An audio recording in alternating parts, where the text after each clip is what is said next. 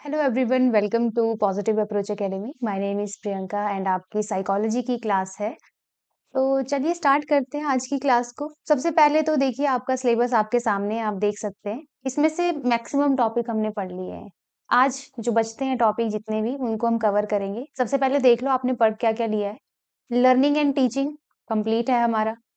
Assessment for learning ये chapter भी हमने पढ़ लिया है। टीचिंग ऑफ मैथमेटिक्स ये भी पढ़ लिया है। लेसन प्लानिंग ये भी पढ़ लिया है। तो जो चैप्टर बचते हैं वो है आपका assessment and evaluation, ICT in teaching learning process and guidance and counselling. ये 3 टॉपिक्स हैं जो आज की क्लास में हम डिस्कस करने वाले हैं, ठीक है? फिर आपका सिलेबस कंप्लीट हो जाएगा और जो कल की क्लास रहेगी उसमें फिर हम एमसीक्यू प्रैक्टिस करेंगे इस पूरे सिलेबस की। ठीक है? एमसीक्यूज होंगे सारे के सारे इसी सिलेबस से रिलेटेड कल की क्लास में। आज की क्लास को स्टार्ट करूंगी मैं अपने पहले टॉपिक के साथ, जो कि है असेसमेंट एंड इवैल्यूएशन। सबसे पहले एक टॉपिक वाइज मैंने एमसीक्यू किए हैं। पहले हम असेसमेंट एंड इवैल्यूएशन के टॉपिक के एमसीक्यूज डिस्कस करेंगे, देन आईसीटी के, और लास्ट में फिर आपका guidance and counselling. First question के साथ करेंगे स्टार्ट आज की क्लास को। फर्स्ट क्वेश्चन है, the primary purpose of formative assessment is to grade students for promotion to the next class, to provide feedback to improve the teaching learning process, to compare the performance of different schools, to conduct a final certificate exam। तो यहाँ पे बात की गई है formative assessment की, और आपको अगर याद होगा अपनी प्रीवियस क्लासेस में हमने असेसमेंट और इवैल्यूएशन के बारे में डिस्कशन की हुई है, थोड़ी बहुत, है ना? पढ़ा है हमने। तो क्या ऑप्शन होगा इसमें करेक्ट? सोचिए और करिए कमेंट सभी। जितने एस्पायरेंट देख रहे हैं सबको कमेंट करना है। The primary purpose of formative assessment हमने पढ़ा था। असेसमेंट होती है 2 टाइप्स की। देख लें कौन कौन से टाइप्स, ये रहे आपके types, formative assessment and summative assessment. Formative assessment होती है जो ड्यूरिंग द कोर्स चलती है ना? और समेटिव असेसमेंट आपकी एंड ऑफ द कोर्स में की जाती है। फॉर्मेटिव असेसमेंट अगर पर्पस देखें हम, to monitor student learning and provide ongoing feedback, मतलब उसकी लर्निंग जो प्रोसेस चली है उसको मॉनिटर करना और साथ के साथ फीडबैक भी प्रोवाइड करते रहना। इसमें इंप्रूवमेंट का स्कोप रहता है। ड्यूरिंग द कोर्स ये चलती है। डायग्नोस्टिक एंड रेमेडियल दोनों हो सकती है। इमीडिएट होती है और detailed to help student grow, मतलब उसकी ग्रोथ में हेल्प करेगी। फ्रीक्वेंसी हाई रहेगी क्योंकि डेली या वीकली हम फॉर्मेटिव असेसमेंट कंडक्ट कराते रहते हैं। और एग्जांपल हम देखें तो क्विजेस, पोल्स हो गए, ओरल क्वेश्चन हो गए, ऑब्जर्वेशंस हो गई, आपके असाइनमेंट्स, आपके प्रोजेक्ट्स, आपके एफए, वो सारे आपके फॉर्मेटिव असेसमेंट में आएंगे। वहीं अगर हम समेटिव असेसमेंट को देखें तो बिल्कुल अपोजिट। यहाँ पे हम बच्चे को क्या करते हैं, इवेलुएट करते हैं, उसकी learning at the end of the instructional unit. Judgement दी जाती है क्योंकि यहाँ पे मिलेंगे ग्रेड्स, ठीक है? और इसमें इम्प्रूवमेंट का स्कोप थोड़ा कम रहता है क्योंकि फाइनल एंड में बिल्कुल ये होती है, तो उसके बाद कोई स्कोप नहीं रहता है इम्प्रूवमेंट का। Conduct after the instruction is completed, evaluative होती है और डिस्क्रिप्टिव होती है। फाइनल ग्रेड्स और marks, little to no room for immediate change. Final grade मिल जाएंगे, है ना? मार्क्स मिल जाएंगे, उसके बाद कैसे इंप्रूवमेंट होगी, लेकिन फॉर्मेटिव में है स्कोप। फिर है लो एंड ऑफ टर्म और ईयर, मतलब फ्रीक्वेंसी लो रहती है और एंड ऑफ द टर्म और ईयर के एंड में ये कंडक्ट की जाती है। Final exam, term paper, board exam, ये सारे इसके एग्जाम्पल आ जाएंगे। क्वेश्चन पे वापस आएंगे तो अब सोचिए primary purpose of formative assessment क्या होगा? To provide feedback to improve the teaching learning process. Clear? Option B correct answer है इसमें। अब इसकी जो डिटेल्ड एक्सप्लेनेशन है, देखो हर एमसीक्यू की मैंने डिटेल्ड एक्सप्लेनेशन साथ में अटैच की हुई है नेक्स्ट पेज पे। तो पीडीएफ आपको हमारे चैनल पे मिल जाएगी, टेलीग्राम चैनल पे, तो वहां से आप आराम से इसको रिवाइज कर सकते हैं। नेक्स्ट क्वेश्चन पे चलेंगे। Which of the following is an example of assessment as learning? क्या बोला गया है? असेसमेंट एज लर्निंग बोला गया है।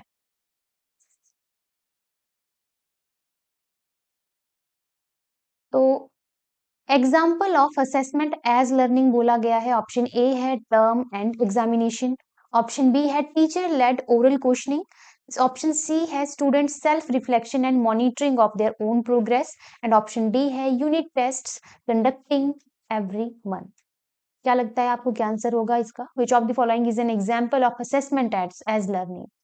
असेसमेंट एज लर्निंग का एग्जाम्पल ये भी मैंने आपके साथ डिस्कस किया, अगर आपको याद होगा। याद है आप सभी को या नहीं याद है?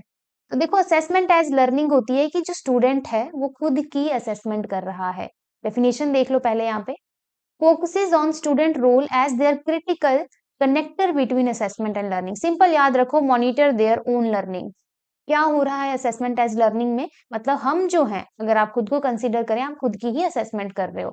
खुद से क्वेश्चन पूछोगे, various strategies to decide and what they know and what they need to learn next. हर चीज प्लान करेगा बच्चा इसमें खुद। At its core it is about metacognition. ये भी हमने डिस्कस की थी टर्म कि the ability to think about one's own thinking, that is called metacognition, है ना। तो इसका जो करेक्ट आंसर होगा क्या होना चाहिए, student self reflection and monitoring of their own progress. Assessment as learning मतलब बच्चा खुद ही अपनी क्या कर रहा है, असेसमेंट कर रहा है। क्वेश्चन नंबर 2 का आंसर है ऑप्शन सी। नेक्स्ट क्वेश्चन है question number 3, a test is considered reliable if it is measures what it needs to measure, what it intends to measure, sorry, covers the entire syllabus, gives consistent result on repeated application, is easy for all student to pass। देखो कोई भी test होता है ना, उसके character होते हैं, जैसे रिलायबल होना चाहिए, जैसे एक टेस्ट आपका वैलिड होना चाहिए, ऑब्जेक्टिव होना चाहिए, डिस्क्रिमिनेटिव होना चाहिए, बहुत सारे कैरेक्टर रहते हैं। ये जो टर्म्स हैं अब इनके मीनिंग आपको पता होने चाहिए। कैट के एग्जाम में भी आते हैं ये, तो आपने कहीं ना कहीं पढ़ी होंगी ये चीजें। अगर हम डिटेल में देखें, सबसे पहले वैलिडिटी। अगर कोई टेस्ट वैलिड है उसका मतलब है कि does it measure what it is suppose to, मतलब जिस चीज के लिए टेस्ट बना है, जो चीज उसने मेजर करनी है, क्या वो वही चीज मेजर कर रहा है या कुछ और ही तो नहीं कर रहा है। अगर वही चीज मेजर कर रहा है देन इट इज वैलिड। जैसे if a math test only ask about history it is invalid. अब मैथ के पेपर में आपको हिस्ट्री लग जाए पूछने तो वो तो बिल्कुल इनवैलिड हो गया, है ना। तो ये होता है वैलिडिटी की, मैथ का पेपर मैथ ही पूछा जाएगा आपसे। फिर आ जाओ दूसरा character, reliability. Does it give the same result every time. हर बार जब आप वो टेस्ट दे रहे हो तो क्या रिजल्ट सेम रह रहा है। अगर सेम रह रहा है मतलब वही मार्क्स आ रहे हैं आपके, देन इट इज रिलायबल, कोई चेंज नहीं हो रहा है। जैसे score should not change just because the student took it on Monday versus Tuesday. मान लो आज टेस्ट दे रहे हो, आज आ रहे हैं 100 आउट ऑफ 100, कल दे रहे हो तो आ रहे हो उसी टेस्ट में सेम क्वेश्चन, सेम ही क्वेश्चन है, ठीक है, उसी में आपको आ रहे हैं 10 आउट ऑफ 100, तो पॉसिबल नहीं है ना। तो रिलायबल होना चाहिए, मतलब सेम रिजल्ट रहना चाहिए। थर्ड है ऑब्जेक्टिविटी, फेयरनेस। मेनली जो आपके टेस्ट होते हैं वो एमसीक्यू टेस्ट होने चाहिए, ताकि एक ही आंसर हो, हर बच्चा वही आंसर करेगा फिर। और जब डिफरेंट टीचर भी उसको चेक करे तो उनको वो ठीक ही करना है। और मान लो ऑप्शन ए अगर करेक्ट है तो कोई भी टीचर होगा वो उस ऑप्शन को करेक्ट ही करेगा अगर बच्चे ने ए ऑप्शन किया है। इसलिए ऑब्जेक्टिव कहा गया है कि कोई भी टेस्ट हो तो वो ऑब्जेक्टिव हो। फिर आता है usability, practicality. Is it easy to use and grade, मतलब जो भी टेस्ट है वो यूजर फ्रेंडली है या नहीं। Test that take 10 hour to grade is not a practical for a teacher with 50 student, है ना, ये भी ठीक है। नेक्स्ट है डिस्क्रिमिनेशन, क्या वो बच्चों में डिफरेंशिएट कर पा रहा है। जैसे if everyone get 100% the test did not actually measure different level of understanding, है ना। सबको अगर 100% ही मार्क्स आ गए तो क्या फिर मेजर कर रहा है वो टेस्ट, तो सबके अलग अलग मार्क्स आने चाहिए according to understanding level of the children या स्टूडेंट्स हम कहेंगे। ये रहते हैं मेजर कैरेक्टर। इनको एक बार आपने आराम से अच्छे से पढ़ लेना, इनका मीनिंग आपको पता होना चाहिए। तो अब आपने सारे कैरेक्टर पढ़ लिए, अब आओ इधर। Test is consider reliable if it is, कौन सी ऑप्शन होगी करेक्ट, कौन सी ऑप्शन करेक्ट होगी अब। रिलायबल होता है वो test which gives consistent results on repeated application, ठीक है। नेक्स्ट क्वेश्चन पे चलेंगे हम। क्वेश्चन नंबर 4 है आपका, the comprehensive component of CCE continuous and comprehensive evaluation refers to. ये तो सबसे इजी क्वेश्चन है। कॉन्टिन्यूअस मतलब जो लगातार चली है, and comprehensive evaluation refers to scholastic area only, co-scholastic, both scholastic and co-scholastic area, cumulative frequency of marks। तो क्या होगा इसका answer, the comprehensive component of CCE continuous and comprehensive evaluation refers to option C both scholastic and co scholastic area. Same meaning है कि curricular और को curricular activities जो रहती हैं उन दोनों को ही इवेलुएट करे, उसे कहा जाता है continuous and comprehensive evaluation. Next question है which tool is most suitable for assessing a student's interest and attitude toward a subject. अब बहुत से टाइप के टेस्ट रहते हैं, जैसे इधर ऑप्शन में भी आप देख सकते हो, अचीवमेंट टेस्ट है, रेटिंग स्केल है, इंटेलिजेंस टेस्ट है, एप्टीट्यूड टेस्ट है। हमें बोला गया है हमें किसी स्टूडेंट को असेस करना है उसके इंटरेस्ट और एटीट्यूड किसी पर्टिकुलर सब्जेक्ट की तरफ क्या है उस बेसिस पे। तो डिफरेंट टाइप ऑफ टेस्ट पहले देख लो। सबसे पहले आ जाओ एप्टीट्यूड टेस्ट पे। इसमें हम मेनली क्या चीज देखते हैं, फ्यूचर एबिलिटी और talent in a specific area. ठीक है, can they learn this well in the future. मतलब बच्चे का पता लगाएंगे कि एक पर्टिकुलर एरिया कोई सब्जेक्ट है उसमें वो अच्छा परफॉर्म कर रहा है, क्या उसका इंटरेस्ट का सब्जेक्ट है ये, या फ्यूचर में ये चीज इसको अच्छी रहेगी। जैसे 10th के बाद अगर +1 में आपने मैथ्स लेना है, साइंस लेना है, आर्ट्स लेना है, तो वहां पे एप्टीट्यूड टेस्ट बहुत इंपॉर्टेंट रोल प्ले करता है कि कौन सा सब्जेक्ट बच्चे को लेना है, तो वो उस बेसिस पे लिया जाता है कि इंटरेस्ट किसका है, किसमें है बच्चे का, है ना।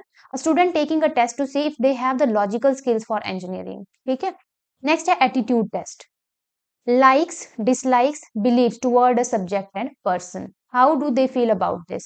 जैसे a survey asking student if they enjoy mathematics और फाइंड इट स्ट्रेसफुल। तो बच्चों को मतलब पता लगाते हैं, इसमें भी सेम ही रहता है कि कोई सब्जेक्ट पर्टिकुलर उनको अच्छा लगता है या बुरा लगता है। अचीवमेंट टेस्ट की बात करें, what has already been learn, क्या अचीव कर लिया बच्चे ने, चाहे वो क्लास टेस्ट हो उसमें मार्क्स कितने अचीव किए, या कोई गेम स्पोर्ट किसी में भी अचीवमेंट मतलब कैसी है उसकी। Unit test on photosynthesis after the chapter is finished, उससे हम उसके अचीवमेंट पता लगा सकते हैं कितना नॉलेज उसने गेन किया। डायग्नोस्टिक टेस्ट नाम से पता चल रहा है कोई दिक्कत तो नहीं है बच्चे को, उसके लिए test. Identifying specific learning gap, मान लो कोई बच्चा याद नहीं कर पा रहा है लेसन, तो वहां पे डायग्नोस्टिक टेस्ट लिया जाएगा कि क्यों याद नहीं हो रहा है उसको। इंटेलिजेंस टेस्ट तो ये सभी को पता है, आईक्यू के लिए रहता है mainly. Mental capacity and problem solving जो है बच्चे की, चेक इसमें की जाती है। ठीक है, तो ये भी आपने अच्छे से आराम से पढ़ लेना है। और अब क्वेश्चन पे अगर वापस आए हम, तो interest and attitude toward a subject, toward a subject कौन सा टेस्ट करेंगे आप, कौन सा टेस्ट करेंगे। विच tool is most suitable for assessing a student's interest and attitude toward a subject.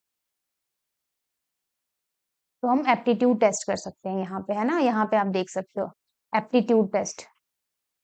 Future ability ये तो नहीं होगा, एक सेकेंड, एप्टीट्यूड टेस्ट तो नहीं होगा इसका आंसर। इंटेलिजेंस टेस्ट भी नहीं होगा, अचीवमेंट टेस्ट भी नहीं होगा, एप्टीट्यूड टेस्ट भी नहीं होगा यहाँ पे। Sensing a student interest and attitude toward a subject, अगर हम यहाँ पे डेफिनेशन देखें तो, एक सेकंड देना मुझे, मैं चेक कर लेती हूँ इसको।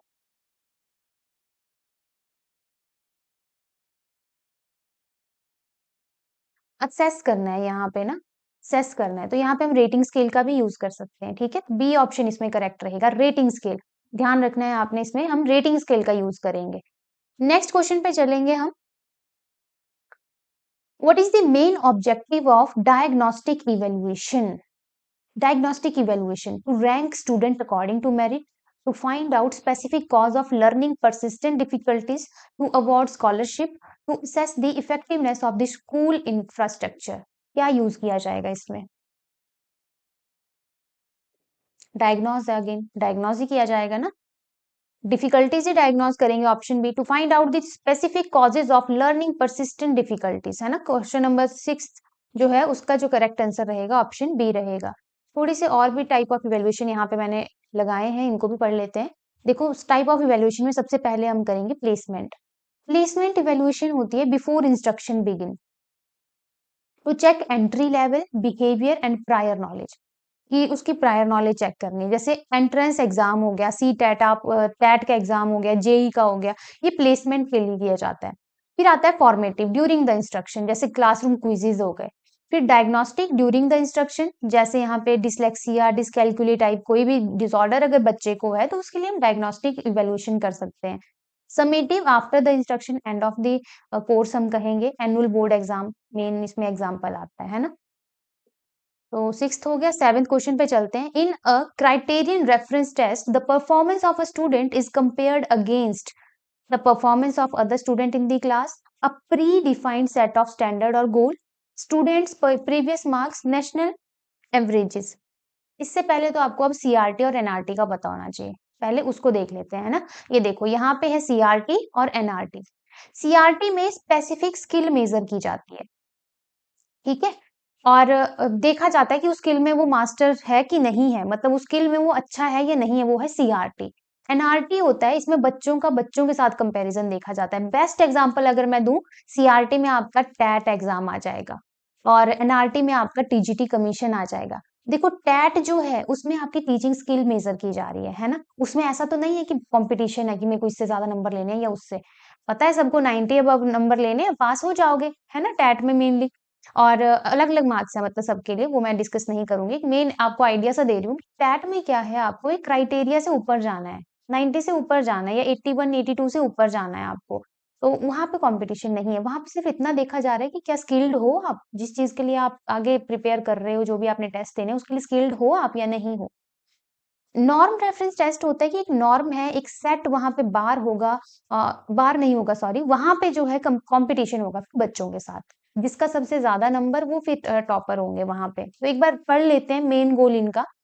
सीआरटी का देखें तो यहाँ पे to measure if a student has mastered a specific skill और एनआरटी को देखें तो to compare a student's performance against other students. Comparison क्या हो रहा है, यहाँ पे फिक्स स्टैंडर्ड है, 90 मार्क्स है ना टैट में, उससे ज़्यादा लेने हैं। और अगेंस्ट पीयर ग्रुप यहाँ पे कंपटीशन हो रहा है, जो टॉपर रहेंगे उनको लग जाएगी जॉब फिर कमीशन में। क्वेश्चन टाइप अगर देखें, focuses on specific learning objective और यहाँ पे broad range of skills to spread out scores. बाकी एक्स्ट्रा इसमें पढ़ने की नीड नहीं है आपको। ये देख लो, आपकी परसेंटेज में एक्सप्रेस किया जाता है आपके सीआरटी को, यहाँ पे परसेंटाइल होता है, ठीक है? और रिजल्ट इंटरप्रिटेशन की बात करें तो यहाँ पे यही देखा जाता है कि क्या बच्चे ने समझ लिया जो भी उसको सीखा उसने, मतलब अच्छा है वो स्किल में या नहीं। और एनआरटी में जो है, where does the student stand in the crowd, सब भीड़ में उसकी जगह कहाँ है। जैसे अब आपका भी टेस्ट है ना? तो वहां पे भी जो टॉपर होंगे वही लगेंगे, तो वो एक एनआरटी टेस्ट है ना? एनआरटी नॉन रेफरेंस टेस्ट है वो। कंपटीशन की बात करें, student competes against the subject और यहाँ पे अगेंस्ट द स्टूडेंट ही रहेगा, मतलब स्टूडेंट और स्टूडेंट के बीच में कंपटीशन रहेगा। तो यहाँ पे क्लियर हो गया सीआरटी एनआरटी का डिफरेंस। अब क्वेश्चन पे वापस आ जाओ सारे। यहाँ पे बोला गया है, in a criterion reference test the performance of a student is compared against, किसके अगेंस्ट कंपेयर होती है? Other student, predefined set of standard और गोल, स्टूडेंट्स प्रीवियस मार्क्स या नेशनल एवरेजेस। अब तो सभी आंसर कर देंगे इसका। क्या होना चाहिए इसका answer? A predefined set of standards और गोल्स। नेक्स्ट क्वेश्चन है, which of the following is a qualitative tool of evaluation. अब दो तरह के टूल रहते हैं, quantitative, qualitative. Quantitative mainly marks मिलेंगे, क्वालिटेटिव में मेनली आपको बताया जाएगा कि हाँ ये इस चीज में अच्छा है, इस चीज में ज्यादा अच्छा है, वहां थोड़ा सा एक्सप्लेन किया जाता है चीजों को। तो क्वालिटेटिव टूल ऑफ इवेल्युएशन कौन सा होगा? Multiple choice question, annual examination, anecdotal record या मैथमेटिक क्विज? पहले तो ये देख लो आप, ये है क्वांटिटेटिव टूल, ये है क्वालिटेटिव टूल। क्वांटिटेटिव टूल में नंबर, मार्क्स, परसेंटेज मिलेगी। ऑब्जेक्टिविटी हाई रहती है, मोस्टली राइट, रॉन्ग या एमसीक्यू फॉर्म में रहेंगे ये। फोकस होता है प्रोडक्ट पे, फाइनल रिजल्ट पे कितने नंबर आए। यूजेस देखें तो use for grading and ranking, example हो गया कि 80 आउट ऑफ 100 मार्क्स ले लिए मैथ में बच्चे ने। वही क्वालिटेटिव होता है वर्ड्स, डिस्क्रिप्शन, बिहेवियर, मतलब एक लिखा जाएगा बच्चे के बारे में कि ये ऐसा है, ये ऐसा है, इसने ये चीज ऐसे की है, डिस्क्रिप्शन होगा वहां पे दिया हुआ। ऑब्जेक्टिविटी लोअर होती है, टीचर के व्यू पर डिपेंड करेगा कि वो कितना लिखेगा उसमें। प्रोसेस के ऊपर फोकस होता है मेनली इसमें, हाउ द स्टूडेंट बिहेव, क्योंकि उनको उसके बारे में लिखना है, अब तो वो पूरी प्रोसेस देखेंगे। Used for personality development, show great leadership in sports, ठीक है? जैसे अगर ये चीज हमें लिखनी है, एग्जांपल लेगी इसका, ठीक है, क्वालिटेटिव टूल का, कि हमने कोई टूल यूज किया और लिखा कि show great leadership in sport है, उसमें हम नंबर तो नहीं दे सकते उसको कि 80 आउट ऑफ 100 आ गए जी स्पोर्ट्स में, नहीं। वह हम यही लिखते हैं ना कि हाँ गुड, बेटर, बेस्ट, इस तरीके से। तो ये क्वालिटेटिव और क्वांटिटेटिव टूल रहते हैं। हमसे पूछा है यहाँ पे क्वालिटेटिव, कौन सा होगा? Qualitative tool, anecdotal record. Anecdotal record ये रिकॉर्ड होता है जिसमें बच्चों को ग्रेड्स या गुड, बेटर, बेस्ट इस तरीके से लिस्ट बनाई जाती है, उसी की बच्चों की लिस्ट बनाई जाती है पर्टिकुलर बच्चे की, कि इस चीज में ये कितना अच्छा है, कितना खराब है, इस तरीके से रहता है ये रिकॉर्ड। तो क्वेश्चन नंबर 8 का आंसर इज ऑप्शन सी। फिर चलेंगे नेक्स्ट क्वेश्चन पे, the blue print prepared before a question paper help in ensuring content validity, high difficulty level, beautiful presentation या सब्जेक्टिव मार्किंग। देखो जो फाइनल क्वेश्चन पेपर होता है ना, उससे पहले जो एक रफ क्वेश्चन पेपर हम बनाते हैं, टीचर की बात हो रही है यहाँ पे। उससे पहले जो एक ब्लूप्रिंट सा तैयार करते हैं कि ऐसे-ऐसे क्वेश्चन आने चाहिए, ऐसे-ऐसे पैटर्न होगा, उसे कहते हैं ब्लूप्रिंट मेनली, ठीक है? तो क्या चीज़ किस चीज़ में हेल्प करता है ये सोचो? कंटेंट वैलिडिटी, ठीक है? डायरेक्ट याद रखना है आपने, किसमें हेल्प करता है ये? Content validity. नेक्स्ट है summative evaluation is generally conducted, कब की जाती है conduct? At the beginning of lesson, during the instructional process, at the end of unit और term, only when a student fail. Summative evaluation हमें पता है and में ली जाती है, तो कौन सा होना चाहिए? Option C will be the correct answer, ठीक है? ये था आज का पहला topic, assessment and evaluation. I hope clear हो गया होगा। ऐसे ही क्वेश्चन आएंगे, मतलब इसी तरह के क्वेश्चन मिलेंगे आपको एग्जाम में अगर इस टॉपिक से आने होंगे। बाकी आपने डिवीजन तो देख ही लिया है, कितने क्वेश्चन आएंगे साइको के, ज्यादा तो नहीं आ रहे हैं, फिर भी सारी चीजें आपने पढ़ लेनी है अच्छे से। ये इसके आंसर है। अब हमारा सेकंड टॉपिक स्टार्ट हो रहा है, ICT in teaching learning process. यहाँ से क्वेश्चन आना कंफर्म है, यहाँ से जरूर क्वेश्चन आएगा एग्जाम में। तो करते हैं स्टार्ट फर्स्ट क्वेश्चन के साथ। चलिए, सबसे पहले तो आईसीटी की full form, what is the full form of ICT? सभी आंसर करेंगे। Information and communication technology, information and computer technology, interconnected communication technology, या फिर इंटरनेशनल कम्युनिकेशन टेक्नोलॉजी। सभी को पता होगा ना ये चीज। आईसीटी की full form information and communication technology, option 1, option A will be the correct answer. Next question पे आ जाइए, विच of the following is an example of operating system? नहीं, अब डीप थोड़ा क्वेश्चन भी आ सकता है आपको एग्जाम में। वैसे तो आप सब फेमिलियर होंगे इन सब चीजों से, सबने कंप्यूटर पढ़ा है, बीएड में भी, उससे पहले भी पढ़ा होगा, तो रिवीजन ही समझिए अपने प्रीवियस नॉलेज का, है ना? तो इनमें से ऑपरेटिंग सिस्टम कौन सा है? आंसर करेंगे जिनको आंसर आता है। MS word, Google Chrome, window 10, adobe reader, कौन है इनमें से? इससे पहले थोड़ी सी थ्योरी देख लो, आपके लिए थ्योरी भी लेके आए हैं हम। तो operating system is the most important software that runs on a computer. It manage the computer memory and processes as well as all of its software and hardware। मतलब ऑपरेटिंग सिस्टम ही है main manager. आप operating system को manager consider कर सकते हो, जो हर चीज manage कर रहा है आपके कंप्यूटर में, इवन आपके मोबाइल फोन्स में भी, ठीक है? तो अब देखो एग्जाम में क्वेश्चन क्या आ सकता है, आपको एग्जाम्पल पूछे जा सकते हैं। जैसे सबसे पहली कैटेगरी, आपके डेस्कटॉप और लैपटॉप में जो ऑपरेटिंग सिस्टम डलते हैं कौन कौन से होते हैं? माइक्रोसॉफ्ट विंडो, विंडो 10, विंडो 11, है ना? मैक ओएस एप्पल में, लिनक्स लिनक्स जो रहता है उबंटू और फिडोरा, ये भी आपके ऑपरेटिंग सिस्टम है। मोबाइल में जो ऑपरेटिंग सिस्टम है, जो आप कहते हो एंड्रॉयड एंड्रॉयड फोन है या एप्पल फोन है, तो ये जो एंड्रॉयड है ये क्या है? ऑपरेटिंग सिस्टम है। आईओएस जो आपके एप्पल्स में, एप्पल के फोन में होता है ना?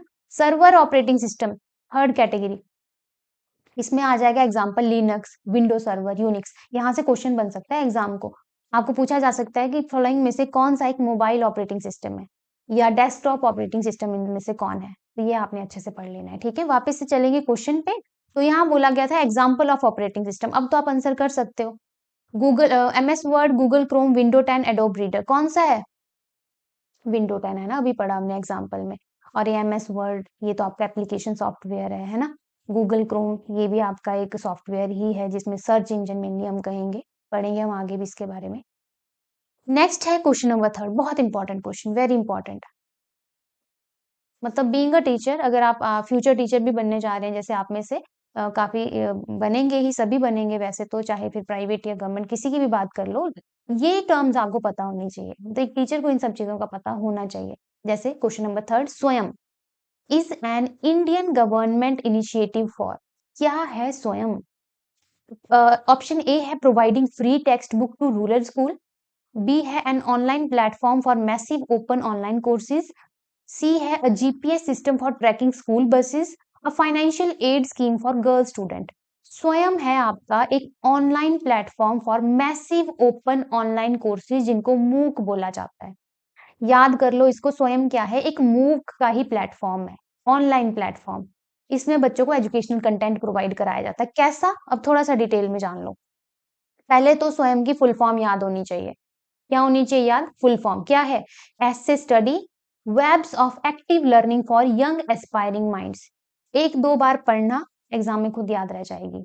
अगर इनकेस आ गई आपको फुल फॉर्म, तो अच्छे से आंसर कर सकते हो आप। एक दो बार पढ़ लेना इस डेफिनेशन का, फुल फॉर्म को। स्वयं क्या है? Study webs of active learning for young aspiring minds is a flagship digital initiative by government of India. किसका इनिशिएटिव है? गवर्नमेंट ऑफ इंडिया का। Design to achieve the 3 cardinal principle of education policy. ये कौन कौन से principal को achieve करने के लिए स्वयं को लाया गया? Access, equity, quality. पूछा जा सकता है ये चीज पूछी जा सकती है एग्जाम में। ठीक है, पूछी जा सकती है ये चीज कि क्या क्या 3 प्रिंसिपल हैं जिनको अचीव करने के लिए स्वयं को लाया गया। एक्सेस मतलब सभी को मिले एजुकेशन, इक्विटी जिसको जितनी जरूरत है उतनी मिले, और क्वालिटी कंटेंट प्रोवाइड करना है हमने बच्चों को। क्या कर रहे हैं अब इसमें? इट इज एन इंडिजिनियस मूक प्रोग्राम। मूक के अंडर आता है, मूक भी बताऊंगी मैं आपको आगे क्या होता है, पहले तो इसकी फुल फॉर्म भी बहुत इंपॉर्टेंट है भाई। Massive open online courses. Online courses समझ रहे हो ना? थोड़ा सा आइडिया तो लग रहा होगा। जो भी आप चीजें इंटरनेट पे आपको मिल रही हैं, होती ही है ना साइट्स जहाँ पे आपको कंटेंट मिल रहा है, हम ऑनलाइन कोर्सेज करते हैं, वो सब मूक के अंडर आता है। ठीक है, तो मूक का ही एक प्लेटफॉर्म क्या है? स्वयं है। That provide free high quality interactive courses. ये ध्यान रखना कि स्वयं जो है वो कोर्सेज प्रोवाइड कर रहा है, कोर्स बिल्कुल प्रॉपर कोर्स प्रोवाइड कर रहा है from class 9 to post graduation, ensuring that the best teaching resources reach even the most disadvantageous learner। हमारे देश में किसी भी गांव, छोटे से छोटे गांव में अगर बच्चा है तो उस तक भी एजुकेशन प्रोवाइड कराई जाए, ये मेन काम है स्वयं का। ठीक है, कौन सी क्लास से कब तक?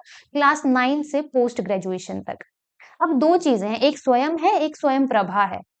इन दोनों में डिफरेंस क्लियर होना चाहिए। दोनों ही गवर्नमेंट इनिशिएटिव है, दोनों का एक ही काम है एजुकेशन प्रोवाइड करना, लेकिन स्वयं क्या है? एक web mobile based portal for interactive MOOC where you can earn certificate and credit transfer. आप सर्टिफिकेट भी कर सकते हो अर्न यहाँ पे, क्योंकि आप कोर्सेज प्रोवाइड कर रहे हैं। देखो ये तो ऑब्वियसली अगर आप कोर्स करते हो है तो फ्री, बाद में टेस्ट जब एग्जाम दोगे after that course, after the completion of that course you will get certificate.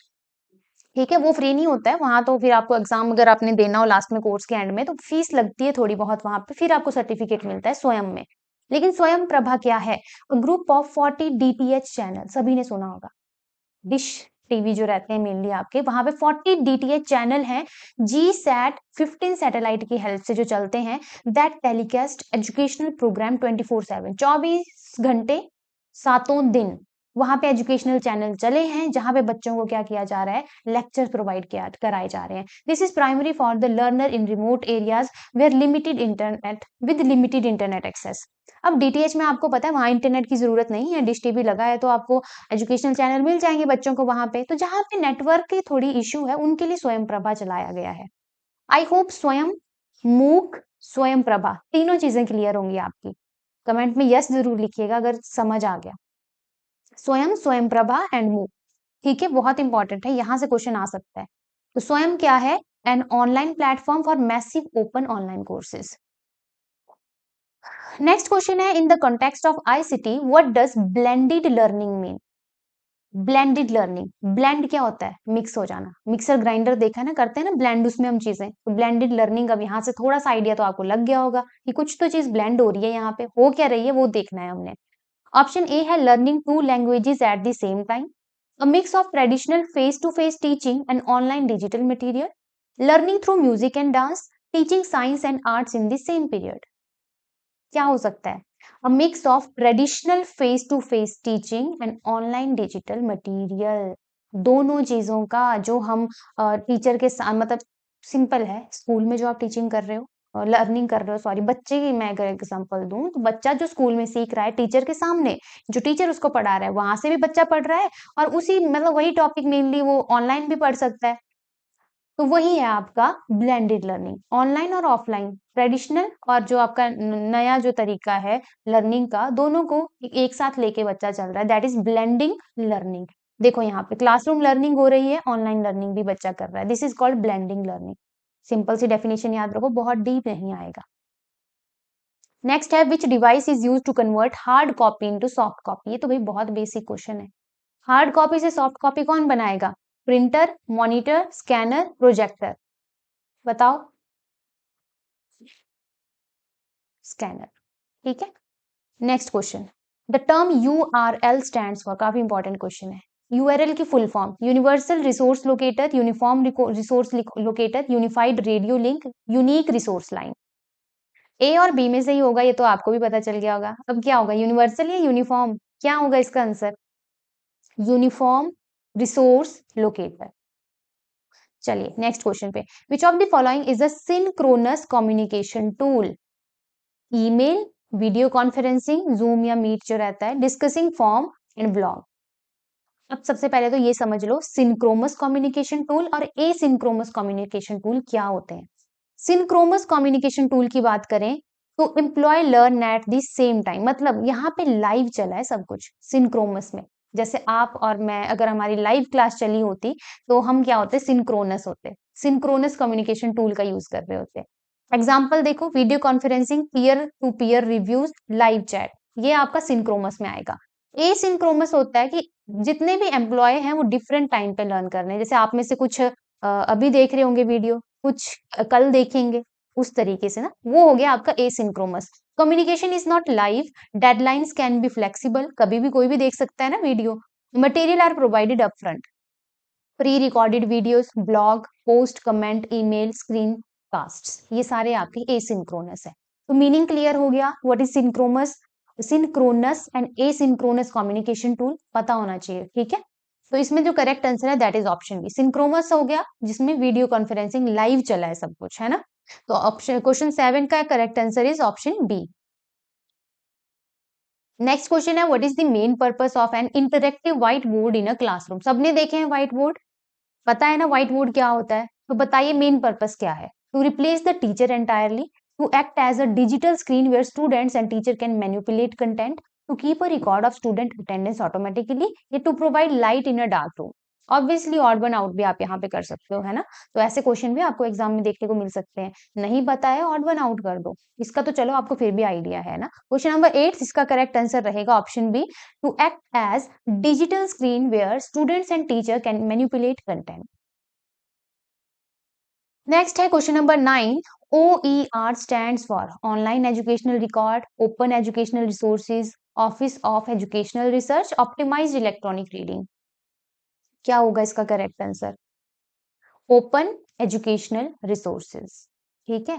Open educational resources जैसे कि आपका इंटरनेट हो गया, उसमें जो वेबसाइट्स रहती हैं जैसे एनसीईआरटी की हो गई या और भी ई पाठशाला होगी, स्वयं हो गया, ये क्या है, ये ओपन एजुकेशनल रिसोर्सेज है, कोई भी एक्सेस कर सकता है ना, किसी कोई भी खोल के वहां पे पढ़ सकता है चीजें। ऐसा नहीं है वहाँ फीस लगेगी या क्या, फ्री है, सब कुछ ओपन है, that is open, online courses होते हैं ये। 10th, which computer memory is volatile in nature, loses data when power is off, मतलब जैसे ही पावर ऑफ हुई गया आपका काम सारा। कौन सा होता है वो? ROM, hard disk, RAM, pen drive. भाई जिनको आंसर आते हैं वो कमेंट जरूर करें, ठीक है। क्वेश्चन नंबर 10th का answer, which computer memory is volatile in nature? तो पहले यहाँ पे आइए, रैम और रोम में मेजर डिफरेंस, पहले तो फुल फॉर्म पूछी जा सकती है, कुछ भी आ सकता है ना एग्जाम में, सिंपल से टफ क्वेश्चन तक सब कुछ आ सकता है। तो रैम रैंडम एक्सेस मेमोरी, रोम रीड ओनली मेमोरी। रैम की बात करें ये होती है वॉलेटाइल, वॉलेटाइल होता है जो खत्म हो जाता है, केमिस्ट्री में भी आपने पढ़ा होगा volatile substances, non volatile substance. Volatile होता है जो उड़ जाता है, मतलब खत्म, आपको नहीं मिलेगा, तो रैम भी वही है। Data lost when power is turned off, और नॉन वॉलेटाइल डाटा परमानेंट होता है इसमें, ठीक है। यूसेज की बात करें, use for temporary data storage while task are running, ठीक है, जब जैसे हम काम कर रहे हैं, जो हम प्रेजेंट काम कर रहे हैं मान लो अपने लैपटॉप पे, उस टाइम जो चीजें स्टोर हो रही हैं वो रैम में हो रही हैं, ठीक है। और रोम होता है used for permanent instruction like BIOS and booting, ठीक है। स्पीड की बात करें, very fast, allow high speed reading and writing, वहीं अगर रोम की बात करें, slower compare to RAM. Capacity, high capacity, small capacity. Writability की बात करें तो data can be easily change और डिलीटेड, और यहाँ पे मुश्किल होता है रोम में। क्वेश्चन पे वापस आएंगे, वॉलेटाइल पूछा था तो कौन होगा? RAM, random access memory. Question number 10th का correct answer is option C. आराम से पढ़ना इनको एक बार फिर से, ठीक है, रिवाइज कर लेना। मूक स्टैंड फॉर, आ गया मूक फिर से वापस से, अब आप बताएंगे, अभी पढ़ा था हमने ये क्वेश्चन पीछे मूक का फुल फॉर्म भी बताई थी, क्या होना चाहिए correct answer? Mobile online open course, media oriented online class, massive open online course, या मैनेजमेंट ऑफ ऑनलाइन करिकुलम। क्या होगा करेक्ट आंसर भाई? MOOC stand for massive open online course.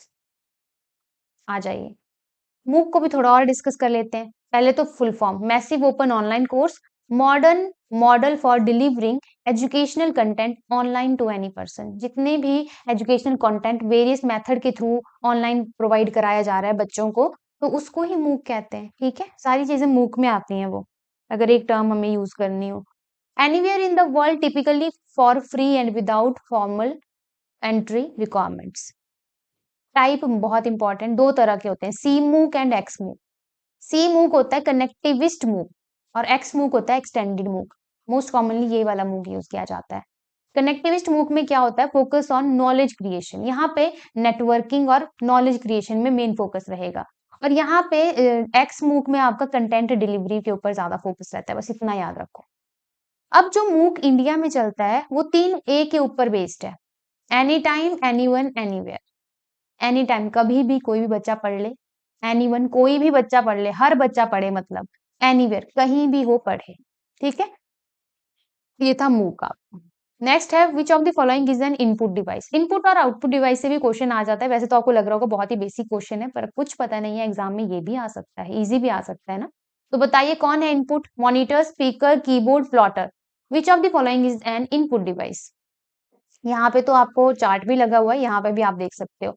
Input devices हैं ये वाली, आउटपुट डिवाइसेस हैं ये वाली। कीबोर्ड, माउस, स्कैनर, जॉयस्टिक, ये सारी इनपुट डिवाइसेस हैं। और माइक्रोफोन, प्रिंटर, स्पीकर, मॉनिटर, ये सारे आपके आउटपुट डिवाइसेस हैं। और क्वेश्चन नंबर 12 की बात करें, इनपुट डिवाइस पूछा गया है, तो यहाँ पे answer would be option C. 12 का आंसर क्या होगा, option C, that is keyboard. Next question है, in a virtual classroom asynchronous learning means. अब इसका आंसर आप करेंगे। अभी कुछ ही क्वेश्चन पहले है ना, थोड़े से ही क्वेश्चन किए हमने, उससे पहले मैंने सिंक्रोनस और एसिंक्रोनस लर्निंग बताई आपको। वर्चुअल क्लासरूम है जिसमें एसिंक्रोनस लर्निंग हो रही है, तो इसका मतलब क्या है, student and teacher interact in real time, learning occur at different times for different students, student must be physically present in a lab, learning through physical text book only. क्या होगा इसका करेक्ट आंसर।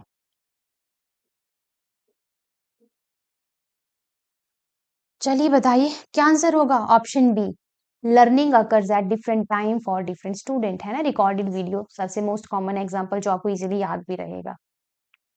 नेक्स्ट क्वेश्चन है, what does HTTP stands for. Hyper text transfer protocol, hyper transfer text process, hyperlink text, tabular protocol, home tool transfer procedure. क्या होगा correct answer 14th का, direct मैं बताऊंगी, option A, hyper text transfer protocol. याद कर लो, अभी class में याद करो, कोशिश करो कि जितने भी चीजें हम पढ़ रहे हैं अभी आपको याद हो जाए, क्योंकि बहुत ही अलग चीजें मैं आपको नहीं पढ़ा रही हूँ, वही चीजें पढ़ रहे हैं जो ऑलरेडी आप पढ़ के आए हुए हैं, है ना। तो इनको ऐसी कोशिश करो कि आज ही याद हो जाए ये चीजें। बिल्कुल पूरा ध्यान क्लास में होना चाहिए आप। What does HTTP stands for, hyper text transfer protocol. Next है, which of these is a cloud storage service.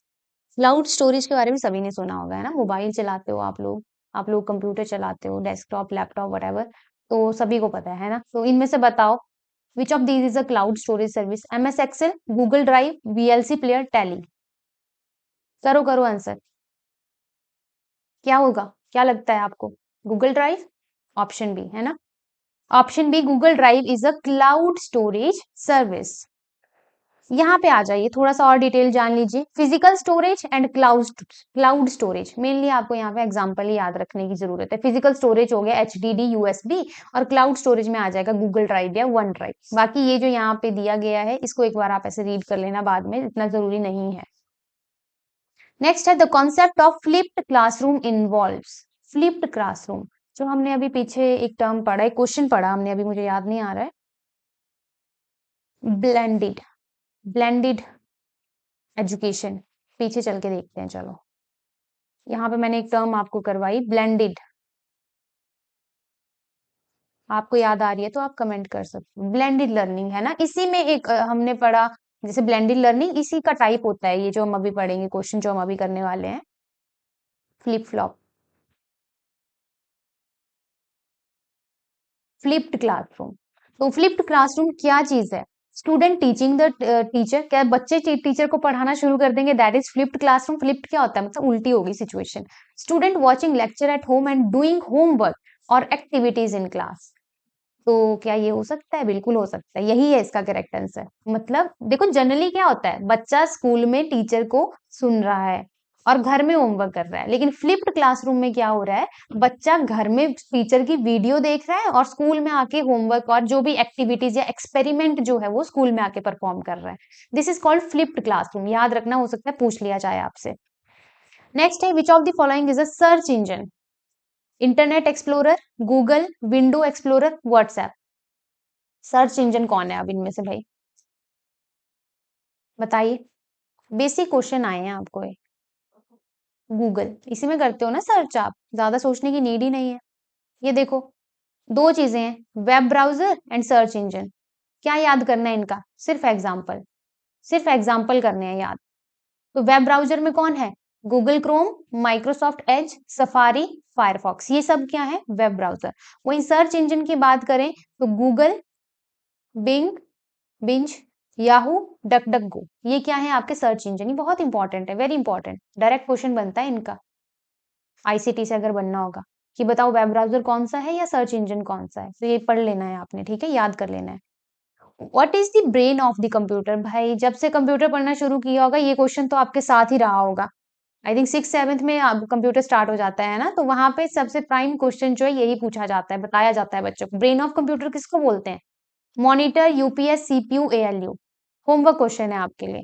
जितने भी एस्पायरेंट इस वीडियो को देखेंगे इस क्वेश्चन का आंसर जरूर कमेंट करेंगे, ठीक है, सभी कमेंट करना, जो बाद में भी देखेंगे, जो अभी भी देख रहे हैं, सभी कमेंट करेंगे। ब्रेन ऑफ कंप्यूटर किसको बोला जाता है? क्लियर? चलिए नेक्स्ट क्वेश्चन है 19th।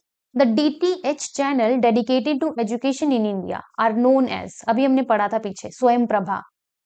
चलिए आंसर तो मैंने ही बता दिया है ना। डीटीएच चैनल जो है हमने अभी पढ़ा था कि G15 सैटेलाइट जो जिनको क्या करती है, मैनेज करती है, जो जिसकी वजह से चल रहे हैं वो एजुकेशनल चैनल, तो वो कौन, क्या है वो चीज? ज्ञान दर्शन, स्वयं प्रभा, ई पाठशाला या दीक्षा? क्या आंसर होगा इसका? स्वयं प्रभा है ना, हमने अभी डिस्कस किया था। नेक्स्ट क्वेश्चन पे चलेंगे। विच software is most suitable for creating a multimedia presentation? भाई प्रेजेंटेशन पीपीटी बनानी है, जैसे मैंने भी बनाई है ये पीपीटी, किस पे बनाई होगी? एमएस वर्ड पे, एक्सेल पे, पावर पॉइंट पे, एक्सेस पे? किस पे बनाई होगी? एमएस वर्ड पे, वहां डॉक्यूमेंट बनता है। एमएस एक्सेल, वहां पे स्प्रेडशीट्स होती हैं, है ना, डाटा चार्ट के फॉर्म में, टेबुलर फॉर्म में।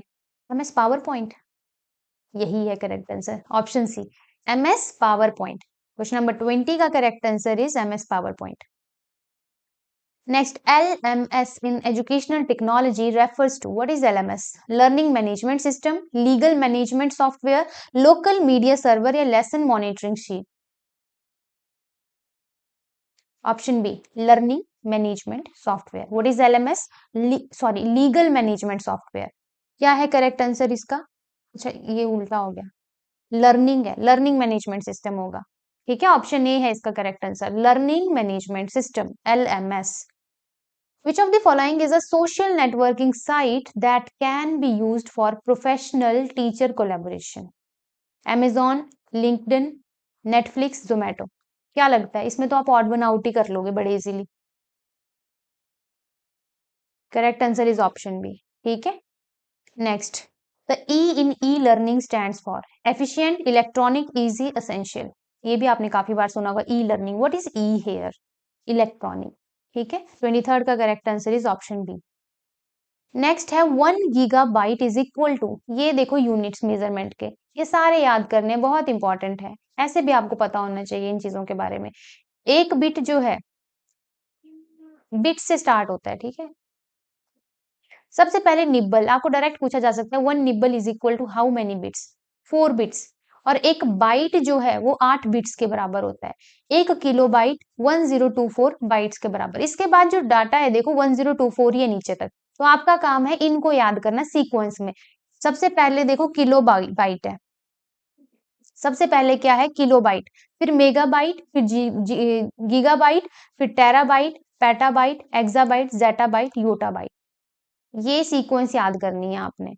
और सबसे पहले कि एक निब्बल आपका 4 बिट्स के बराबर होता है और एक बाइट आपकी 8 बिट्स के बराबर होती है, बाइट भी पूछ ली जाती है ये।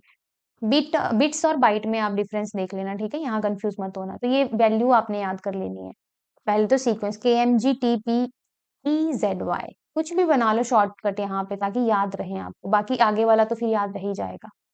1 गीगाबाइट, गीगा के बाद आता है टेराबाइट, है ना, लेकिन 1 gigabyte is equal to 1024 megabyte. तो what will be the correct answer? Option C. देख लो एक बार आराम से इस चार्ट को। 1 gigabyte is equal to 1024 megabytes. 24th का correct answer is option C. Next है which initiative provide digital version of NCERT text book. पता है ना सभी को, जितनी भी एनसीईआरटी बुक है, मेनली 6th to 12th में बात करूंगी, वो सारे के सारे आपको free of cost online available होती हैं। आप एनसीईआरटी बुक्स की मैं बात कर रही हूँ, आप गूगल खोलिए, वहां पे डालिए, आपको पूरी एनसीईआरटी की बुक्स मिल जाती हैं। पता है? नहीं पता है तो करना सर्च। ऑप्शन ए शोध गंगा, ई पाठशाला, नेप्टल, डिजिलॉकर। कहाँ मिलेंगी ये बुक्स अब? पता है किसी को? किसी ने पढ़ा है इन बुक से ऑनलाइन? जिसने पढ़ा है वो कमेंट जरूर करेगा। किस किस ने पढ़ा है ऑनलाइन एनसीईआरटी टेक्स्ट बुक्स? आपको बुक्स खरीदने की जरूरत ही नहीं है, पूरी की पूरी बुक्स आपकी पड़ी हुई है ऑनलाइन। लेकिन किस साइट पे? शोध गंगा, ई पाठशाला, नेप्टल या डिजिलॉकर? जिन्होंने पढ़ी है वो बताएंगे आंसर इसका, वो करेंगे आंसर इसका। कहाँ मिलती है एनसीईआरटी की टेक्स्ट बुक? अगर ऑनलाइन आपने पढ़ना हो, गूगल खोलते हो, वहां पे क्या सर्च करते हो?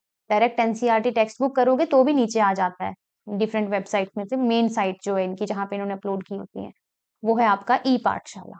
ठीक है। नेक्स्ट है a podcast is primarily and what is podcast? आजकल बहुत चले हैं पॉडकास्ट, भाई देखते हो पॉडकास्ट सभी? देखते हो? ऑप्शन ए है audio based resource, option B है video based resource, option C है प्रिंटेड रिसोर्स या फिर option D hardware device. What is podcast? चलो करो आंसर। इसके बारे में तो सब जानते हैं ना, मुझे तो बताने की नीड ही नहीं है इसको, क्योंकि मुझे लगता है सभी ने देखा है पॉडकास्ट, तो सभी देखते होंगे, सुना ही होगा, नहीं देखा होगा अगर, है ना, सुना ही होगा कहीं ना कहीं तो पॉडकास्ट के बारे में।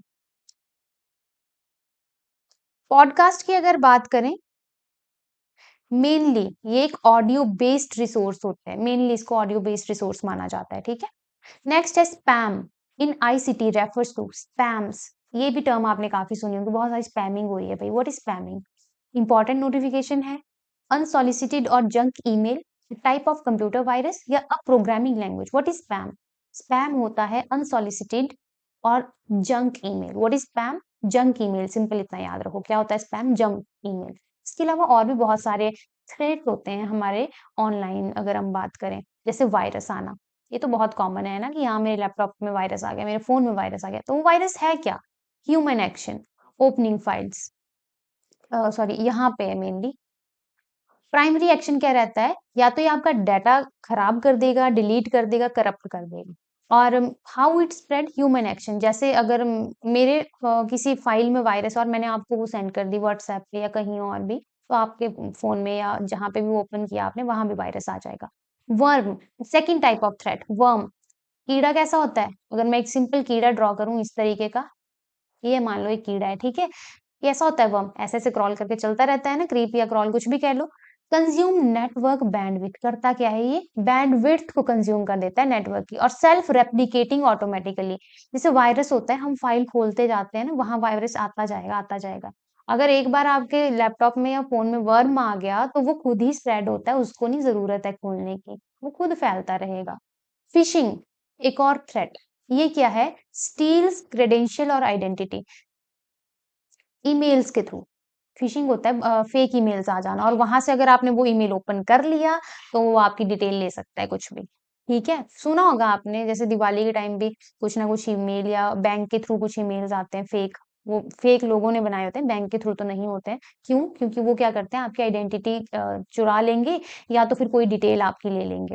Ransomware, next threat, extort money through infected links of और सॉफ्टवेयर। कोई सॉफ्टवेयर है या कोई लिंक है जिसको क्लिक आपने कर दिया, तो कुछ ऐसा वो करेंगे वहां पे काम कि आपसे पैसे मांगेंगे, रैंसम मांगेंगे आपसे, रिश्वत, कि हम ऐसा कर देंगे, अदरवाइज ऐसा, पैसे दो अदरवाइज हम ऐसा वैसा कुछ भी कर सकते हैं। स्पैम, जो हमने अभी भी पढ़ा। Clutter inbox distraction, automated bulk mailing list, जिसमें बहुत सारी मेल जो है आपके बल्क में आना शुरू हो जाएंगे, दैट इज कॉल्ड स्पैमिंग। ठीक है, तो ये क्वेश्चन भी हो गया आपका। नेक्स्ट देखते हैं अब, पढ़ लेना इसको भी अच्छे से। पता होनी चाहिए इन टर्म्स का भी आपको। ICT help a teacher in making teaching more interesting and interactive, saving time in administrative task, assessing a global range of teaching resource, all of above. क्या आंसर होगा इसका? All of above. ठीक है। Next, which of the following is an example of mobile learning या M learning? Using a desktop in a computer lab, using educational app on a smartphone, reading a book in library, listening to a lecture in a large hall. क्या होता है? नाम से पता चल रहा है भाई, मोबाइल लर्निंग, मोबाइल में स्मार्टफोन में आप लर्निंग कर रहे हो। ऑप्शन बी, कोई भी एजुकेशनल ऐप जो आपने अपने फोन में खोली है ना। 29 का correct answer will be option B. What is blog in education? Blog क्या होता है? A hardware part of a laptop, an online journal where a teacher और student can share ideas and reflection, a type of high speed internet cable, a secret code to lock computer. क्या होता है blog? आपने भी बहुत सुने होंगे। वीएलओजी नहीं, बीएलओजी की बात हो रही है, blog. An online journal where a teacher और student can share ideas and reflection. यहाँ पे बीएलओजी की बात हो रही है, बी फॉर बॉल। वीएलओजी नहीं, जो ब्लॉगिंग आजकल हर कोई कर रहा है यूट्यूब पे, वो वाली ब्लॉगिंग की बात नहीं हो रही, ब्लॉग की बात हो रही है, जहाँ पे लिखते हैं लोग ऑनलाइन। एक प्लेटफॉर्म होगा जहाँ पे अपने कोई भी आइडिया, कोई भी चीज वो लिखते हैं, चाहे टीचर हो चाहे स्टूडेंट हो। ये सारे आंसर आईसीटी के जो हमने अभी टॉपिक किया। थर्ड टॉपिक आज की क्लास का, मैंने कहा था ना हम 3 टॉपिक करेंगे। पहला हो गया आपका असेसमेंट एंड इवैल्यूएशन, सेकंड हो गया आईसीटी, अब थर्ड टॉपिक पे आते हैं, गाइडेंस एंड काउंसलिंग। करें स्टार्ट फिर इस टॉपिक को भी। इजी टॉपिक है ये भी, जैसे हमने असेसमेंट और इवैल्यूएशन किया ना, वैसा ही है, कोई ज्यादा टफ नहीं है। इवन अभी आप पढ़ोगे आपको अभी याद हो जाएंगी चीजें, ऐसा भी नहीं है कि रिवीजन भी करना पड़े, इतना इजी टॉपिक है। चलिए फर्स्ट क्वेश्चन के साथ, the primary difference between guidance and counselling is that guidance is. अब सबसे पहले आ जाओ भाई डिफरेंस पे। आपको पता होना चाहिए what is guidance, what is counselling. Simple language में कहूँ, गाइडेंस होता है अ, जैसे मैं आपको किसी चीज के लिए गाइड कर रही हूँ ताकि आपको प्रॉब्लम ना आए, कोई आप किसी मुसीबत में ना फंसे, या मैं आपको गाइड कर रही हूँ कि पेपर कैसे अटेम्प्ट करना है, ताकि जो आपका अपकमिंग पेपर है वो आप बिल्कुल अच्छे से करें। That is guidance. काउंसलिंग होता है कि गड़बड़ कर दी आपने कोई, अब जाके आपको बताना पड़ेगा भाई क्या रेमेडी दें हम उस चीज के लिए, that is counselling. Normal language में समझ आ गया what is guidance what is counselling, clear हुआ? यहीं से आपको फिर बाकी चीजें क्लियर हो जाएंगी इसके, अगर आपको ये पॉइंट क्लियर हो गया। गाइडेंस क्या होता है? प्रिवेंटिव होती है गाइडेंस आपकी, हेल्पिंग टू अवॉइड प्रॉब्लम, पहले दी जाती है ये। और काउंसलिंग क्या होती है? बाद में कुछ नुकसान हो गया, कुछ गड़बड़ कर दी, उसके बाद रेमेडी दी जाएगी, क्यूरेटिव होती है ये, solving existing problem. Main difference यहीं से हो गया हमें क्लियर, है ना? फोकस क्या रहता है? इंटेलेक्चुअल, एजुकेशनल, कैरियर चॉइसेस में हम गाइडेंस लेते हैं। Emotional, social and psychological issues में हम काउंसलिंग देंगे। अप्रोच क्या रहेगी? Advisory, external, providing information and advice. और काउंसलिंग इन डेप्थ, बहुत डीप चलेगी, इंटरनल होती है, थेरेप्यूटिक एंड रिफ्लेक्टिव होती है। गाइडेंस ग्रुप में भी दी जा सकती है, और काउंसलिंग मोस्टली सिंगल सिंगल की जाती है, मतलब एक पर्सन की at a time, one by one. Decision maker इसमें गाइड रहेगा गाइडेंस में। Often the guide shows the way और सॉल्यूशन, क्योंकि मैं बता रही हूँ आपको पेपर कैसे करना है, I am the decision maker. जबकि काउंसलिंग में क्लाइंट होता है, उसको खुद इतना एम्पावर किया जाता है, इतना मोटिवेट किया जाता है कि नहीं तुम कर सकते हो, तुम करो। तो मेन जो रहेगा क्लाइंट एक्टिव रहेगा यहाँ पे। प्रोवाइडर की बात करें तो गाइडेंस हमें कोई भी प्रोवाइड कर सकता है ना, हमारा टीचर, हमारे पेरेंट, हमारे सीनियर, इवन हमारे फ्रेंड्स, हमारे भाई बहन, कोई भी हो सकता है ना। और काउंसलिंग की बात करें तो प्रोफेशनली ट्रेन्ड पर्सन ही चाहिए होगा। काउंसलर जो होगा वो प्रोफेशनली ट्रेन्ड होगा, गाइडेंस तो हमें कोई भी दे देगा। ड्यूरेशन की बात करें तो गाइडेंस शॉर्ट टर्म रहेगी और आपकी काउंसलिंग लॉन्ग टर्म रहेगी। ठीक है, तो मेजर डिफरेंस क्लियर हुआ सभी को, what is guidance and what is counselling. एक आइडिया मिल गया ना प्रॉपर कि अगर क्वेश्चन आ भी गया डिफरेंस पे तो इजीली कर लोगे आप। क्वेश्चन बोला है प्राइमरी डिफरेंस, तो अब बताओ। Always provided by doctor, guidance के बारे में पूछा है। देखो क्वेश्चन में एक बार फिर से पढ़ लेते, तो primary difference between guidance and counselling is that guidance is always provided by doctor, proactive and preventive, while counseling is often remedial, only for students who are failing a mandatory legal process। क्या होगा इसका correct answer? करिए answer.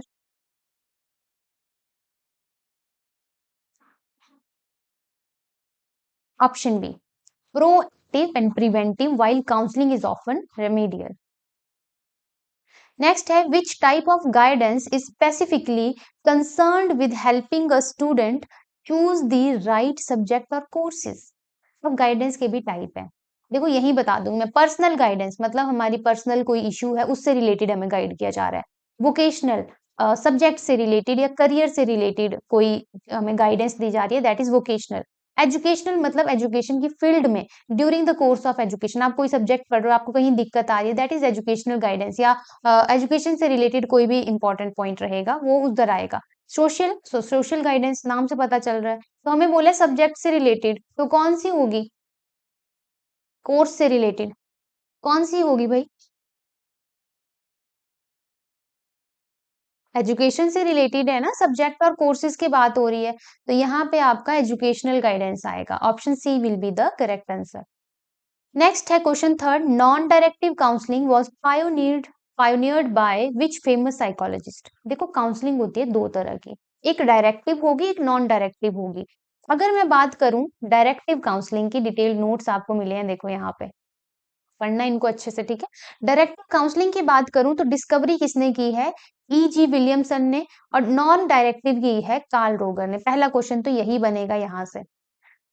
Directive counselling होती है वो जिसमें counsellor active होता है ज्यादा, नॉन डायरेक्टिव में क्लाइंट एक्टिव होगा ज्यादा, ठीक है। मतलब क्लाइंट को मोटिवेट किया जाएगा कि तुम ही करोगे सब कुछ। अब यहाँ पे डायरेक्टिव में काउंसलर कर रहा है।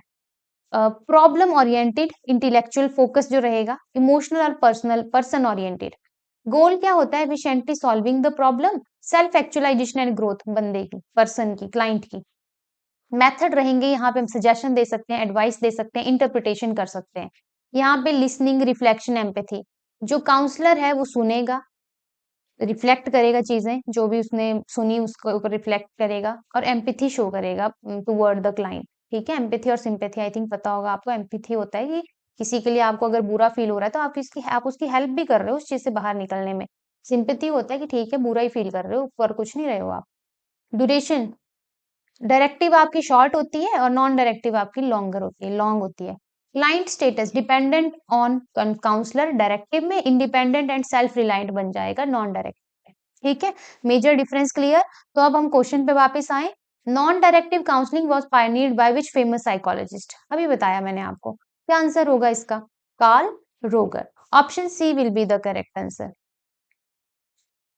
नेक्स्ट क्वेश्चन है, a placement service in the context of guidance help a student with finding a seat in classroom, getting a job or admission into a specific course, correcting behavioral issue, physical education। क्या होगा इसका correct answer? Option B, getting a job और admission into a specific course.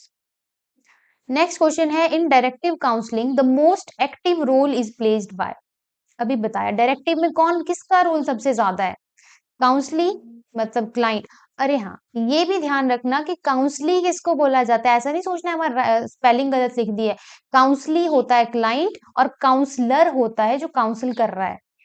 Counsellee, counsellor. तो directive counselling में most active कौन है? Counsellor, parent, school principal या counselee client? कौन है? काउंसलर है। Which of the following is the first step in the counseling process? First step, giving a solution, terminating the session, establishing a rapport relationship with the client, administering a psychological test। आ जाओ यहाँ पे, ये है पूरे method, sorry stages. सबसे पहले तो भाई एक रैपर्ट बिल्डिंग करनी पड़ेगी, बिल्ड करना पड़ेगा एक रिलेशनशिप काउंसलर और क्लाइंट के बीच में, ठीक है। असेसमेंट होगी, फिर गोल सेटिंग, फिर इंटरवेंशन, फिर इवेल्युएशन, फिर टर्मिनेशन, मतलब खत्म कर दी जाएगी काउंसलिंग, ठीक है। तो ये आपने स्टेप्स याद कर लेने हैं।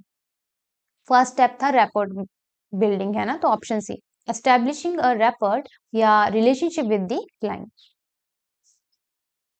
नेक्स्ट है, vocational guidance is primarily aimed at helping individual improving their handwriting, select a suitable career और occupation, resolve family disputes, learn a new language. क्या होगा correct answer? Option B, career या कोई ऑक्यूपेशन आपने सिलेक्ट करनी है, then vocational guidance होती है, ठीक है। और वही सब्जेक्ट अगर कोई सिलेक्ट करना है तो उसको हम एजुकेशनल काउंसलिंग कहेंगे। फिर आ जाओ नेक्स्ट क्वेश्चन पे, an eclectic approach to counselling means using only one strict method, using a combination of directive and non-directive techniques based on the need, focusing only on the past of student, using electrical equipment for therapy। देखो हमने पढ़ी directive, हमने पढ़ी non directive type of counselling. उन दोनों का जब mixture होता है, जहाँ पे दोनों एक्टिव हैं, काउंसलर भी और काउंसली भी, मतलब क्लाइंट भी, उसको बोला जाता है एक्लेक्टिक अप्रोच। क्या बोला जाता है? Eclectic approach. Option B will be the correct answer. Clear हो रही हैं चीजें सभी को? पता चल रहा है मैं क्या बोल रही हूँ? समझ आ रही है क्लास? जो भी हमने अभी तक चीजें पढ़ी, समझ आना चाहिए, है ना? The main goal of personal guidance is, क्या है main goal? To help the individual adjust to themselves and their environment, to increase the students marks in mathematics, to provide financial loan to student, to punish student for breaking rules. Personal guidance क्यों दी जाती है? करिए answer. Option A, to help the individual adjust to the themselves and their environment, है ना? This is personal guidance. ये है आज की क्लास का लास्ट क्वेश्चन। ठीक है, इसी के साथ आपका पूरा सिलेबस कंप्लीट हो गया भाई। पूरा सिलेबस साइकोलॉजी के जितना भी टॉपिक थे हमने सारा कवर कर लिया है। तो लास्ट क्वेश्चन पहले पढ़ लेते हैं, फिर बात करते हैं। Which tool is used by a counsellor to get a detailed life history और बैकग्राउंड ऑफ अ स्टूडेंट? क्या चीज करेगा? Achievement test, case study, questionnaire, thermometer? क्या थर्मोमीटर यूज करेगा? चलिए बताइए। लाइफ हिस्ट्री पता करनी है आपने किसी बच्चे की, केस स्टडी करोगे आप। Option B. 10th का करेक्ट आंसर क्या होगा? Case study. केस स्टडी होता है जिसमें डिटेल्ड स्टडी कर रहे हो आप एक पर्टिकुलर बच्चे की। अचीवमेंट टेस्ट होता है जिसमें आप देख रहे हो कि उसने क्या क्या चीजें अचीव की, या कोई एक पर्टिकुलर एक्टिविटी में उसका अचीवमेंट टेस्ट आप ले रहे हो कि कैसे कैसे क्या क्या हुआ उसमें, अच्छा है, बुरा है, बच्चा कैसा है, वो that is achievement test. Questionnaire होता है कि मान लो 10 क्वेश्चन है, उसमें बच्चे का वो बच्चे के सामने रख दिए जाएंगे, या पूछ लिए जाएंगे, या पेपर में होंगे, उन क्वेश्चन के उसको आंसर करने हैं। अब वो क्वेश्चनायर हम पर्सनैलिटी टेस्ट करने के लिए भी ले सकते हैं, इंटेलिजेंस टेस्ट के लिए भी ले सकते हैं, मतलब डिफरेंट डिफरेंट रहता है। मॉरलिटी चेक करने के लिए भी क्वेश्चनायर हो सकता है। थर्मोमीटर तो फिर आप सबको पता है, what is the role of thermometer, इसको बताने की नीड तो नहीं है। तो ये यहाँ पे आपका गाइडेंस एंड काउंसलिंग चैप्टर भी होता है कंप्लीट। ठीक है, ये इसके आंसर हैं। अब थोड़ा-सा मैं कल की क्लास के बारे में आपको बता दूँ। कल जो हमारी क्लास रहेगी मेनली, वो उसमें हम एमसीक्यूज़ डिस्कस करेंगे। अभी तक जितने भी टॉपिक, जितना भी आपका सिलेबस था, अभी मैंने आपको शुरू में सिलेबस जो दिखाया था, वो सारे क्वेश्चन मिक्स प्रैक्टिस करेंगे हम कल की क्लास में। ठीक है? तो एक बार पूरा प्रीवियस जो आपका कंटेंट है साइकोलॉजी का, उसको रिवाइज़ कर लेना, क्योंकि कल की क्लास में आंसर आप ही लोग करोगे और प्रैक्टिस रहेगी पूरी की पूरी। ठीक है? तो चलिए फिर आज की क्लास में इतना ही करेंगे अब। ठीक है? आज की क्लास में हम इतना ही करेंगे। सिलेबस आपका कंप्लीट हो चुका है अब। अच्छे से पढ़ना इसको और अच्छे से एग्ज़ाम देना, है ना? चलिए फिर, आज की क्लास को यहीं एंड करेंगे, मिलेंगे अपनी नेक्स्ट क्लास में। धन्यवाद।